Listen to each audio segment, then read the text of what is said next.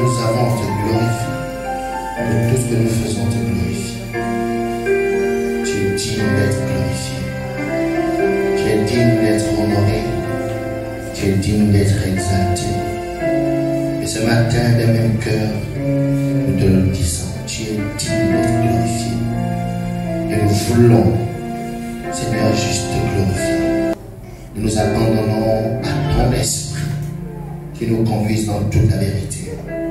Au nom de Jésus. Est-ce que tu peux acclamer Dieu ce matin? Alléluia.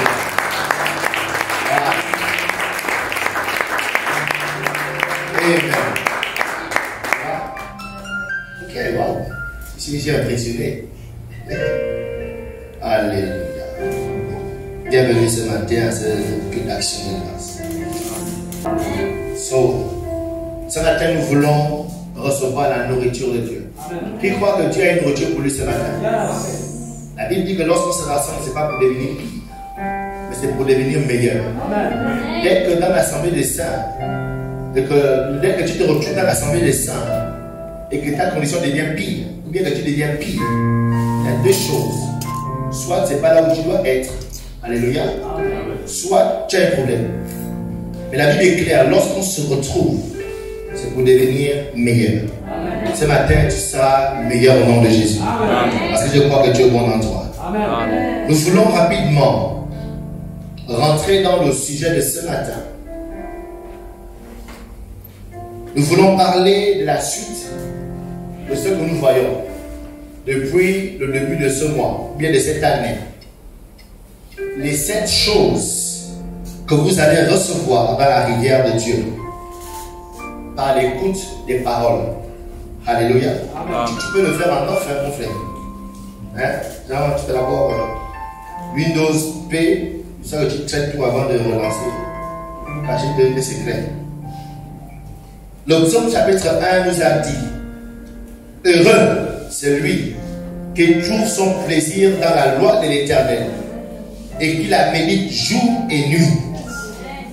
Il est comme un arbre planté près d'un courant d'eau qui donne son fruit en sa saison. Amen. Et dont le feuillage ne se flétrit point. Amen. Tout ce qu'il fait, il réussit. Amen. Ah, j'aime ça, tout. Il n'y a pas un domaine qui va rester dans ta vie sans succès. Amen. Je disais, il n'y a pas un domaine qui va rester sans succès dans ta vie. Amen. C'est donc que la Bible dit, tout ce qu'il fait, il réussit. Amen. Et c'était notre pain de dimanche dernier. Et j'espère que vous avez eu le temps de bien le mâcher et de bien l'avaler. Sinon, ce matin, ta bouche ne va pas recevoir quelque chose de nouveau. Amen. Mercredi, Dieu nous a amené quelque chose de plus. Selon Apocalypse chapitre 1, versets 1 à 3. Dans ce passage, la Bible dit révélation de Jésus-Christ que Dieu a donné pour montrer à ses serviteurs les choses qui doivent arriver bientôt et qu'il a fait connaître par l'envoi. Alléluia. Amen. Qu'il a fait connaître par l'envoi de son ange à son serviteur Jean. Verset 2. Lequel a attesté la parole de Dieu et le témoignage de Jésus-Christ. Tous, il a vu. Verset 3. Heureux celui qui lit. Heureux ceux qui entendent les paroles de la prophétie et qui gardent les choses qui sont écrites, car le temps est proche. Mercredi, nous avons compris que lorsqu'on parle de l'atmosphère de la rivière de Dieu, cela consiste simplement à développer des aptitudes de lecture et d'écoute de cette parole. Alléluia. Qui était là mercredi. C'est ce que nous avons dit. Et ce message se trouve sur notre page YouTube. Vous partez dans YouTube, Foursquare Gabon. Vous allez trouver la page de l'église où nous avons quelques-uns de nos messages à l'intérieur. Et avec le comité média, pour aider ceux qui n'étaient pas là dimanche, nous allons voir un extrait de ce qu'on a vu dimanche. Un extrait de 5 minutes. Are you ready? Mehdi, es-tu prêt? Ok, play. Pour être rempli Saint-Esprit. Non. Nous ne allons pas faire des choses bien hyper. Dis donc, on va parler de ça. Pour les gens vont payer des choses. Mais nous parlons de l'Esprit Saint-Esprit. Quand tu regardes, on ne te reconnaît pas. Et c'est possible. C'est possible pourquoi? Parce que tu es un exemple. Amen. De l'impact du Saint-Esprit. Alléluia. Et Flo croit que la plénitude du Saint-Esprit ne nous amène pas seulement à parler au monde, ne nous amène pas seulement à prophétiser, ne nous amène pas seulement à chasser les démons. Parce que nous suscitons que les dons. Ça veut dire qu'il y a des gens aujourd'hui qui peuvent parler en langue. Et il y a des gens qui peuvent prophétiser. Mais nous parlons d'un impact éternel. C'est-à-dire aujourd'hui, jusqu'à ce jour, la présence du Saint-Esprit dans la vie soit patable. Je viens d'une test. La première chose que vous pouvez recevoir lorsque vous écoutez la parole de Dieu, ou bien la première capacité, c'est l'esprit de sagesse. Amen. Alléluia. Amen. Lorsque vous allez développer cette habileté d'écouter encore et encore la parole de Dieu, vous allez créer ce qu'on appelle l'atmosphère de la rivière de Dieu. Et dans cette atmosphère, il y a quelque chose qui va rentrer en vous, il y a une force qui va rentrer en vous, il y a une capacité qui va rentrer en vous, et cette capacité s'appelle l'esprit de sagesse. Amen. Alléluia. Amen. Donc d'où l'importance pour chacun d'entre vous qui voulait véritablement vivre la vie de Dieu, de développer l'attitude d'écouter la parole de Dieu. Amen. Pas seulement le dimanche. Parce que le dimanche, c'est la saison de pluie. Et la saison de pluie, c'est pour un temps. Amen. Quand tu rentres à la maison, tu as le temps de sécher. Tu as le temps d'être sec par les frustrations de la vie. Alléluia. Amen. Par les événements de la vie, tu as le temps de te sécher. Amen. Mais lorsque tu es près des courants d'eau, la Bible dit qu'il est comme un arbre planté près des courants d'eau. Tout objet, toute chose qu'on retrouve près des courants d'eau, le constat qu'on fera, c'est que ces choses sont constamment mouillées. Amen. Alléluia. Amen. Alors qu'il y a beaucoup de chrétiens qui ont une vie spirituelle en dents de scie. Aujourd'hui ils vont bien, demain ils vont pas bien. Aujourd'hui ça va, demain ça ne va pas. Amen. Pourquoi? Parce qu'ils sont en saison de pluie. Quand tu les vois très scellés, très amoureux de Jésus, c'est que là ils sont dans la saison de pluie. Après tous les coups, tu ne les reconnais plus. Pourquoi? Parce que la saison sèche les a frappés. Amen. La pluie ou bien l'eau qu'ils avaient reçue a séché. Ok? Amen. Donc l'esprit de sagesse va venir en vous lorsque vous allez développer cette habileté. Amen. Je ne parle pas d'écouter juste tu mets un truc dans la maison et puis tu fais des choses. C'est-à-dire que tu es assis et tu écoutes. Tu sens que quelque chose est en train de rentrer en toi. Amen. Amen. Nous avons tous 24 heures. Ce matin, c'était se lever à 2 heures du matin. 3 heures, 5 heures, 6 heures. Mais à la fin de la journée, la justice de Dieu a donné à chacun 24 heures. Amen. Alléluia. Amen. Mais la vérité est qu'après ces 24 heures, on aura 3 groupes. On aura 3 catégories de personnes. Il y a une catégorie de personnes qui auraient fait des pas en arrière, c'est-à-dire reculer dans leur vie, reculer dans leur foi, reculer dans leur vie de tous les jours. Il y a une autre catégorie qui aurait simplement stagné. C'est-à-dire qu'ils n'ont pas bougé. La vie est la même, les mêmes problèmes, le même niveau. Mais il y a une autre. À la fin des 24 heures, ils auraient fait 1 ou 2 pas d'avant. Amen. La différence vient d'où? La différence vient de la sagesse qui existe chez la catégorie des qui refait un pas et qui n'existe pas chez la catégorie qui aurait reculé ou stagné. Lorsqu'on parle de sagesse, la sagesse c'est le comment que Dieu te donne.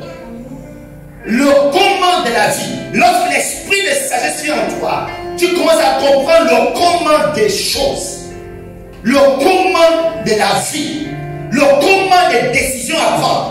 Beaucoup de gens prennent des mauvaises décisions parce qu'ils n'ont pas compris le comment des choses. Amen.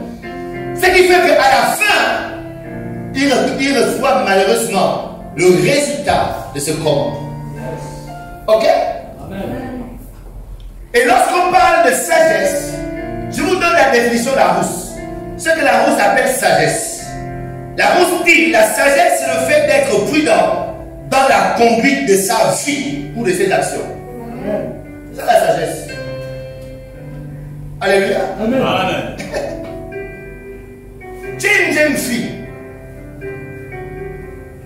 et tu vas te retrouver dans un environnement avec des jeunes garçons et tu te mets à boire le verre avec eux jusqu'à 4 h du matin.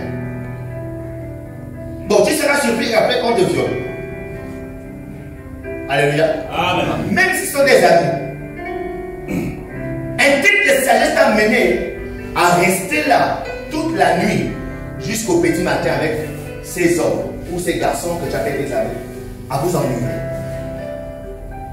À la fin de la journée, ta vie aurait soit bougé, stagné ou reculé. Alléluia. Amen. La sagesse, c'est cette capacité d'être prudent. La sagesse, selon Paul Larousse, c'est le comportement tranquille et obéissant. D'accord? Donc, lorsqu'on dit qu'une personne est sage, cette personne a un comportement obéissant. Amen. Amen. Yes. Donc, lorsque tu as fait une personne désobéissante, cette personne manque simplement de sagesse. Amen. Amen. La sagesse a bon du bon sens. Et aujourd'hui, autant que nous sommes le résultat de ce que notre sagesse a produit hier. Amen. Ok? Amen. Vous serez demain le résultat de ce que votre sagesse aurait produit aujourd'hui. Parce que la sagesse, c'est la sagesse qui t'amène à poser des actes, à prendre des décisions, à faire des choses. C'est un type de sagesse. C'est un comportement que tu as adopté qui t'a amené à poser. Et le résultat de tes actions vont déterminer quelle a été la sagesse qui t'a influencé derrière. Amen. Amen. Amen. Et la Bible nous définit la sagesse comme ceci. Jacques chapitre 1 verset 5. Qu'est-ce que la sagesse selon la parole de Dieu? Jacques 1 verset 5. La Bible dit la sagesse d'en haut, elle est tout d'abord pure.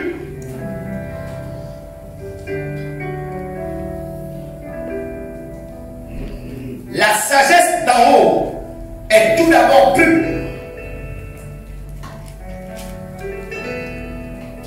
Par ailleurs, lorsqu'un chrétien entretient encore l'impureté dans sa vie, ce chrétien manque de sagesse. Amen.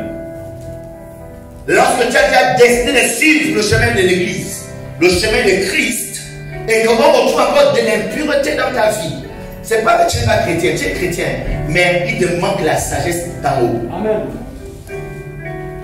Amen. Amen. Reçois cette sagesse ce matin au nom de Jésus. Amen. La sagesse d'en haut est pure. Et lorsqu'on dit qu'une chose est impure, l'impureté d'une chose, si je prends cette bouteille d'eau par exemple, cette eau est pure, n'est-ce pas? Amen. Cette eau sera appelée impure si je prends un objet étranger et je mets à l'intérieur. Amen. Donc tout objet étranger au corps de l'eau, comment quel est le nom scientifique de l'eau? Au H2O, tout organe étranger au H2O fait de cette eau maintenant une eau impure. Vous comprenez? Donc en tant que chrétien, on a un type de vie que nous devons vivre. Tout ce qui est étranger à ce type de vie fait de nous des chrétiens impurs. Amen.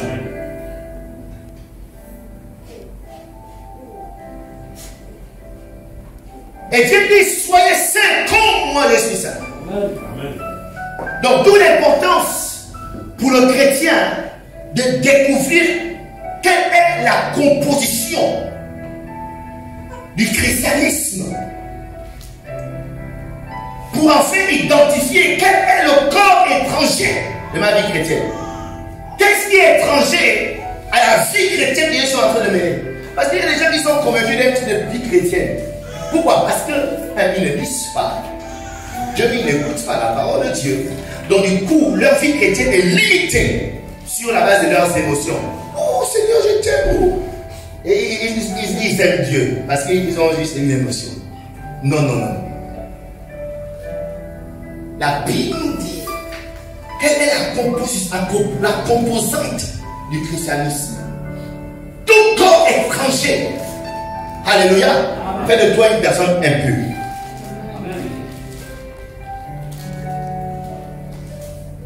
Et on a vu plusieurs fois comment au Christ, Jésus, lorsqu'il faisait son vie en un ministère, à plusieurs reprises, il a dû délivrer les gens des esprits impurs. Amen. Donc les choses qui s'additionnent à nos vies sont souvent additionnées par des esprits impurs. Alléluia.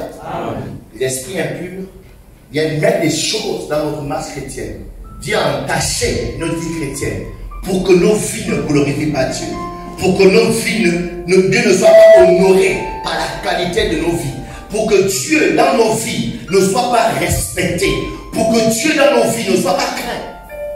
Amen. Alléluia. Amen. Vous savez, lorsque vous devenez chrétien, dans votre quartier, les gens vont vous craindre. Amen. En fait, ce n'est pas vous qu'on craint, mais en vous voyant, vous inspirez la crainte à Dieu. Alléluia. Amen. Lorsqu'on vous écoute, vous inspirez la crainte. On a peur de poser les actes comme vous. On a peur de faire des choses comme vous. Parce que votre vie là, on voit quelque chose.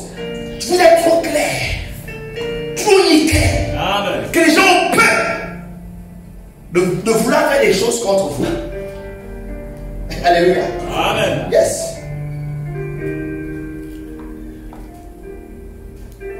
C'est pourquoi vous verrez rarement, même si ça arrive de temps en temps, rarement quelque part on est en train d'insulter un pasteur devant nous. En général, les gens insultent les pasteurs dans leur dos. Amen. Même s'ils sont fâchés contre le pasteur, ils vont essayer là. Dès que le pasteur tourne le dos, ils vont commencer à insulter. Eux-mêmes au fond, ils sentent que il y a quelque chose. Alléluia. Amen. La vérité, c'est pas que c'est le pasteur, c'est la personne dans sa conscience. Elle sait que non, le gars il inspire la crainte. Il y a un truc entre lui et Dieu. Donc tu ne peux pas s'attendre ma bouche et l'insulter.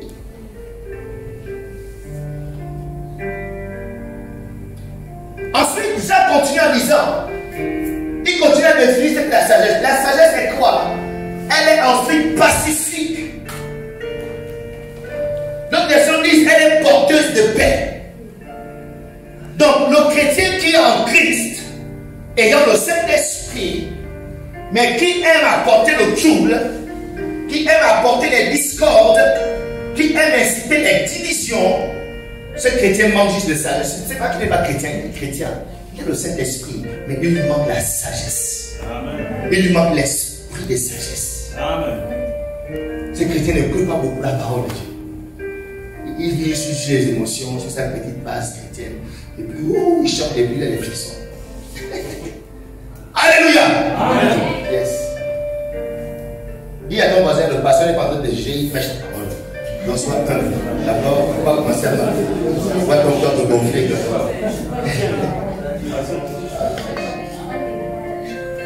Donc, il est porteur de paix. Quand vous voyez des chrétiens dans le quartier, en train de converser, en train de commenter, ah, vous avez vu la responsable, ah, vraiment, elle était bien, c'est quel responsable ça, vraiment, écoutez, dites à ce chrétien, toi tu écoutes la parole de Dieu. Ne veux pas là, tu n'écoutes pas, tu demandes la sagesse. Ne dis pas que non, tu n'es pas chrétien, tu n'aimes pas que non, non, il est chrétien, mais il manque juste la sagesse. Amen.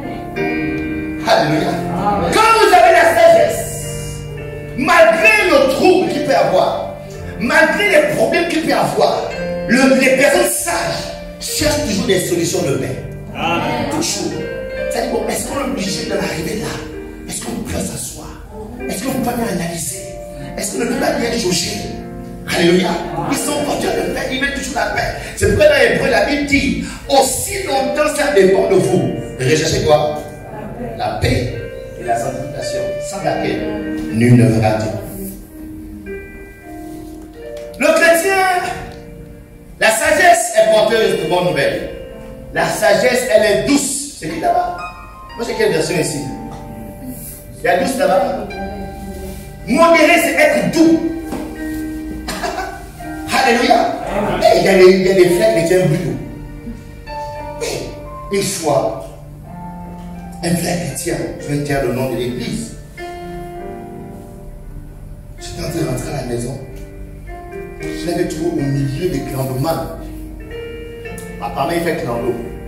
Mais au milieu de clandomans, il y avait un problème entre eux. Mais il était au centre. Vous ne connaissez pas.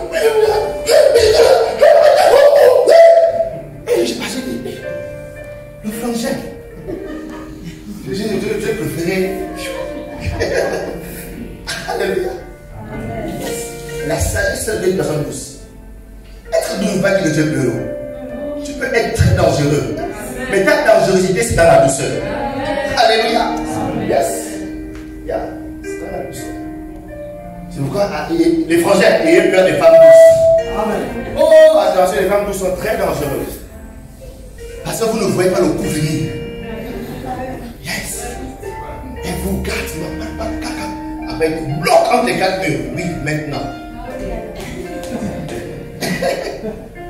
Mais les femmes chouka là, oh, elles manquent de sagesse. Amen. Amen. La sagesse, selon Jacques, elle est raisonnable. Alléluia. Amen. La sagesse de Dieu est raisonnable. Raisonnable, ça veut dire conciliante. Elle aime concilier les choses. Elle aime ramener les choses ensemble. Elle n'aime pas disperser. La sagesse de Dieu. Les gens qui manquent de sagesse, ils aiment exciter la colère. Ou le faire. Non, laisse que le responsable a fait.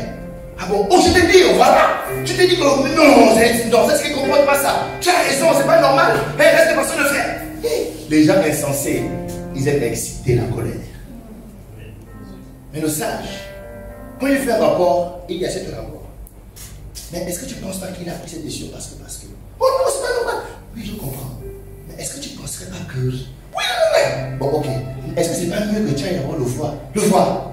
Il va le voir d'abord et puis tu parles doucement et puis les gens ça, ils sont comme ça. Mais les insensés. Ah bon? Je t'ai dit, oh, non, tu prends ça comme ça là. Ne laisse pas lui. Il se prend pour qui? Il est insensé.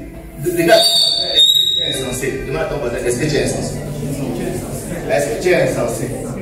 Si tu es insensé, ce message c'est pour toi. Tu as besoin d'écouter la parole de Dieu. Parce que plus tu vas l'écouter, l'esprit de sagesse entrera en toi. Alléluia.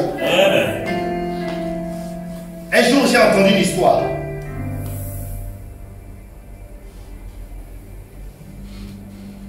Pas que j'ai entendu. Cette semaine, j'ai visité quelqu'un, une soeur. Elle n'est pas là ce matin, qui est dans une relation. Et elle m'expliquait comment son compagnon se comporte mal, et tout. Et comment elle compte arrêter la relation. Ça fait 10 ans, 12 ans qu'ils sont ensemble. Ils ont un enfant. Oh non, machin. Et pendant qu'elle parlait, dans mon cœur, je dis, oh, vraiment, lui aussi, un homme. Vraiment, quand je prends la parole là, je le salue bien. Et puis, je l'encourage à arrêter cette relation. Ça, c'est quelle façon de se comporter. Bon, pendant qu'elle pouvait parler, j'écoutais. Et pendant que j'écoutais, je dis, Seigneur. Je dis, Seigneur. Et pas bon. C'est comme si je me suis retrouvé dans une bulle. Donc plus elle parlait, maintenant c'est plus son problème le point de vue que je voyais. Mais je vois maintenant elle son problème. Et je lui ai dit, écoute, c'est très facile de dire non, arrêtez la relation. Ça fait 12 ans que vous êtes ensemble.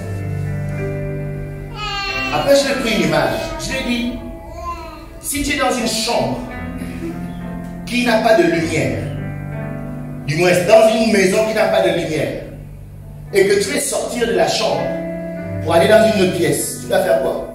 Elle m'a dit, tu dois rechercher la lumière, de peur que tu te colles, au lieu que tu emprennes un mauvais chemin. Ok. le monde gabonais dans lequel nous sommes, c'est un monde où les gens ont beaucoup d'enfants avec beaucoup de pères. D'accord? Donc tu es comme dans des ténèbres. Avant de penser sortir de cette ténèbre, de cette pièce, cherche d'abord la lumière. Ça veut dire que là où tu es là, au lieu de chercher comment quitter avec la relation, cherche Dieu.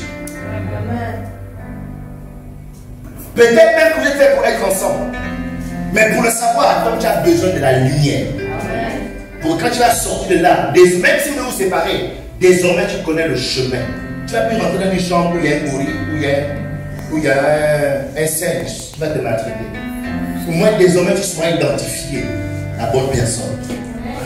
Alléluia. Ça ne sert à rien. Reste dans la relation, mais dans ça, cherche Dieu. Va à la maison de Dieu. Écoute la parole de Dieu. Cherche. Oui. Invite Dieu dans votre maison. Et encourage-lui aussi à te faire. Tu es aussi un enfant de Dieu. Dieu aussi a besoin d'être sauvé. Dieu aussi a une destinée. Alléluia. Donc, qu'est-ce qui s'est passé? Il y a quelque chose qui a pris possession de mes sens et m'a orienté complètement différent du sens qu'elle m'a donné. Parce que les gens, quand ils vous répondent des choses, c'est-à-dire qu'ils vous forcent dans le même sens, dans la même direction que. Alléluia. Mais quand tu es dans la garantie, tu t'assois, tu prends du recul. Tu es en train de dire, ok, mais. Et lui, qu'en pense-t-il? Est-ce que c'est possible de l'écouter aussi d'abord avant que je le dise? Alléluia. L'esprit de sagesse. Recevez l'esprit de sagesse. Amen. Donc Jacques nous dit que la sagesse, elle est pleine de compassion. Quand vous voyez un chrétien qui n'a pas de compassion, ne dites pas qu'il n'est pas né de nouveau. Ne dites pas qu'il n'est pas non, il est chrétien, mais il lui manque la sagesse. Les gens sages sont pleins de compassion. Parce qu'ils savent qu'aujourd'hui, ce qu'ils sont, ils peuvent ne plus l'être demain. Ils auront besoin de quelqu'un à un moment donné. Donc ça ne sert à rien d'être trop dur avec tout le monde. Parce que tu penses que tu as quelque chose. Et tu es dur avec tout le monde, tu méprises tout le monde. Demain, quelque chose peut se passer. Et les gens qui sont en train de mépriser là, ce sont eux qui vont t'aider. Les gens sages, ils raisonnent comme ça. Alors ils ont appris à avoir compassion des autres quand ils le font. Alléluia. Alléluia. La sagesse, selon Jacques toujours, elle est quoi? Sans hypocrisie. Ah, c'était un des ennemis de Jésus. Jésus avait pris l'ennemi des hypocrites. Alléluia. Les hypocrites sont des personnes qui te montrent un visage, mais ils pensent autre chose. Ils sont comme des tombeaux blanchis. De l'extérieur, c'est bien doré, les carreaux et le marbre. Mais à l'intérieur, c'est la pourriture. Alléluia. Amen. Et la Bible dit que les gens qui manquent de sagesse sont des hypocrites. Amen. Donc nous devons chercher la sagesse. Colossiens 4, versets 5 à 6, il dit ceci. Ce n'est pas par orgueil qu'on attise. Il dit quoi? Ce n'est que par orgueil. D'accord? Colossiens 4, verset 5 à 6. Il dit quoi? Comment lui définir la sagesse? Colossiens chapitre 4, verset 5 à 6. Il dit ceci. Ce n'est que par orgueil qu'on attise les querelles. Alléluia. Amen. C'est-à-dire exciter les gens à tout gâter. Il va faire ça, on gaspille. Ah bon, il va faire ça, écoute, on gaspille. Alléluia. Exciter la colère, exciter les querelles. La Bible dit quoi? Mais la sagesse est avec ceux qui écoutent les conseils. Il y a une catégorie de personnes. C'est-à-dire quand ils pensent connaître quelque chose, tu ne peux plus rien dire. C'est-à-dire tu as besoin de parler au mur. Ils sont tellement convaincus de quelque chose. Ils n'écoutent plus les conseils. Là, l'envoi. La vérité, c'est qu'il manque de sagesse. Parce que le sage, il écoute quand même les conseils. Ok, je pense ça. Mais ça, je pense, je le mets de l'autre côté. J'analyse quand même ce que l'autre est en train de me dire. J'essaie quand même de comprendre le vrai dans ce qu'il me dit. Ce qui manque de sagesse, j'ai vu. Reçois la sagesse de Dieu. Amen. Reçois l'esprit de sagesse. Amen. Proverbe chapitre 1, verset 7. Qu'est-ce que la sagesse? La sagesse est la crainte de l'Éternel. Amen. Qu'est-ce que la sagesse? La crainte de l'Éternel est le commencement de la sagesse. Lorsque vous écoutez la parole de Dieu fréquemment, une des choses qui va vous arriver, vous allez commencer à craindre Dieu. Amen. Alléluia. Amen. Certains comportements que vous pouvez voir qu'hier vont commencer à vous faire peur. Là, on parle de repentance. Parce que tu te rends compte que j'étais dans une voie, mais j'ai entendu ça, Seigneur. Pourquoi? L'esprit de sagesse vient de rentrer en toi. Et elle t'amène à commencer à craindre Dieu. Amen. Amen. Donc les gens qui ne craignent pas Dieu, qui ne se remettent jamais en cause, qui foncent dans leur voie, ce sont les personnes qui manquent de sagesse. Alléluia. Amen. C'est des personnes qui justifient même leur comportement. Ok? Il manque juste de sagesse. Il faut prier, Seigneur, accorde la sagesse. Donne-moi la sagesse. Donne-moi la sagesse. Donne-moi la sagesse. Très important. Et nous disons que la plénitude du Saint-Esprit, la plénitude, c'est pourquoi ce thème de l'année, il n'est pas question de avoir des frictions dans l'église. On dit, soyez remplis de Saint-Esprit, et puis battre à la maison. Non, non, non. Alléluia. Dedans, c'est beaucoup d'éléments qui changent la vie. C'est-à-dire, ça des métamorphoses. C'est plus une question de où tu tombes. Non. C'est une question où l'Esprit de Dieu devient un avec ton esprit. Alléluia. Yes. Donc la plénitude du Saint-Esprit, c'est vous amener à devenir des personnes sages. Des personnes qui savent comment se comporter dans la vie. Comment avoir des postures non devant des situations. Quand vous êtes dans une réunion de famille, peu importe votre âge, tout le monde peut parler. Quand vous parlez, bizarrement tout le monde acquiesce ce que vous dites. Parce que ce que vous dites, ça sort de l'ordinaire. Ça vient de Dieu. Amen. Alléluia. Amen. Il y a des gens, quand ils prennent la parole dans les réunions de famille, leur intervention attise encore les flammes. Leur intervention crée encore les disputes. Leur intervention allume encore le feu. Mais il y a d'autres, dès qu'ils ont parlé, pourquoi? La puissance du Saint-Esprit vous donne la sagesse. Amen. La plénitude de l'Esprit de Dieu vous donne la sagesse qui vient là. Yes. Donc peu importe les tontons, les tantines, les papas, qui sont là avec les cheveux blancs, et ils ont la sagesse du monde. Mais la sagesse d'en haut est supérieure. Amen. Amen. Amen. Donc vous devez la rechercher. Donc quand tu dis cet esprit remplis-moi, n'espère pas trembler et tomber. Quand je vous dis soyez remplis de cet esprit, n'espérez pas être projeté et tomber là-bas derrière. Mais espérez voir votre vie changer. Amen. Votre caractère changer. Votre personnalité changer. C'est-à-dire quand vous faites désormais, on ne vous reconnaît pas. Alléluia. Dans vos milieu de travail, quand vous n'êtes pas encore arrivé, les gens sont mal à l'aise. Parce que quand vous êtes là, c'est votre présence crée le calme. Ça crée l'assurance. Alléluia. Alléluia. C'est de ça dont il est question, les amis. C'est de ça dont il est question. Même si ça va de soi avec les dons et le reste. Mais nous voulons accentuer où véritablement nous sommes des réponses dans la société.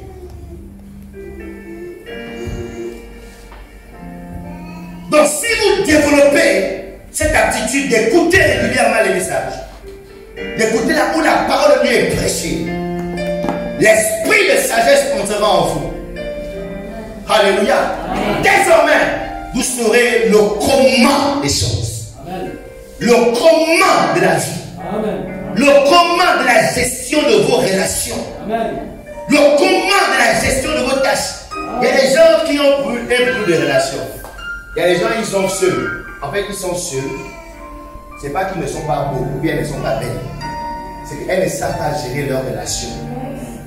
Tout ce qui rentre dans leur vie fuit. Alléluia. Vous connaissez quelqu'un comme ça là? Peut-être un Dieu comme ça.